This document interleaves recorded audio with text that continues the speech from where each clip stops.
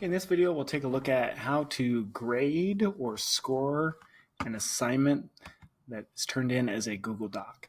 So I'm in my sandbox class and I'm going to go to grades. And here's my one student in here. And this right up here is the assignment I'm going to be grading, my Google Doc assignment number 1. So I'm going to click on that assignment. And so I see that I have one turned in, and it was from the test me that's in here. So to grade that, I'm going to click on this assignment here, and I get to my grading page. So as you can see over to the right, I can open this in a separate window to just look at that file and not be in this grading window. I can give it a score right now out of 100. I could also change the total points if I decided that that's not what I wanted out of, but put that score in. Now, I've added a rubric here, so we'll take a look at that in just a second for how to give it scores off rubric. Obviously, for what I have right now, this rubric of 8 does not match this out of 100. I probably would change that. And then down here is where I can make my private comments to give to the student.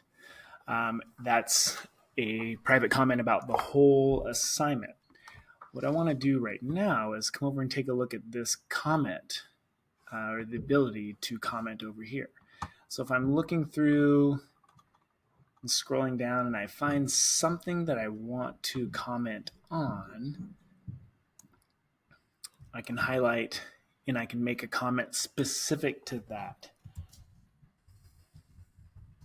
Really like your idea here. So add that. That will give specific comment to specific parts of the assignment, not like the private where it's a whole comment about the entire document. So that's my personalized comment. Comment banks. I've got an empty bank. I can come in here and I can add my banks, or add to my bank. Great work. Add that, obviously pretty generic.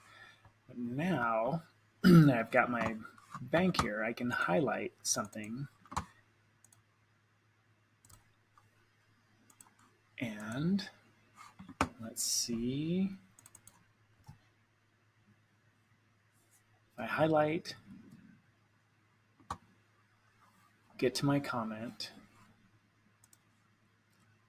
So what I can do right here is I can highlight, add comment, and if I enter hashtag, then my comment bank will show right below.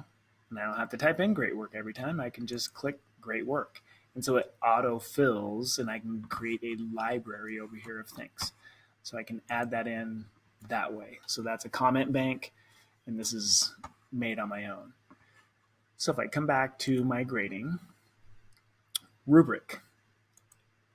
If I click on what organization is, I can review what was 4 points, 3 points, 2 points, 1 point. And if I say that was a 3 for organization, I put in 3, it gives me 3 out of 4. Another way, if I see that and I know what it is, I can click 1, 2, 3, or 4 to get that score as well. And so that fills those in automatically so they know what's on the rubric. Take a look here. It knows that that's 4 out of 8. That's 50 out of 100.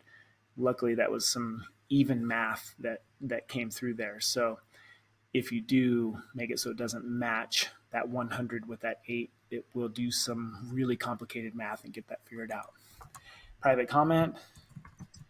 That was a fantastic paper. I can post it. I have to hit post on a private comment for them to see it. If I go through the return process, that comment won't be posted. So I have to post. And then now when I'm good with this score, I can return this submission if that's the only one, multiple if there's several. If I just hit return, it's going to return just this submission. When I return, are you sure you gave it a 50 out of 100? Return. And now that student in his or her Google Classroom will see that they have returned work with 50 out of 100, and we'll see these scores for the rubric, and we'll see this private comment, as well as in that Google Doc, they will see these comments with the highlight shown in there.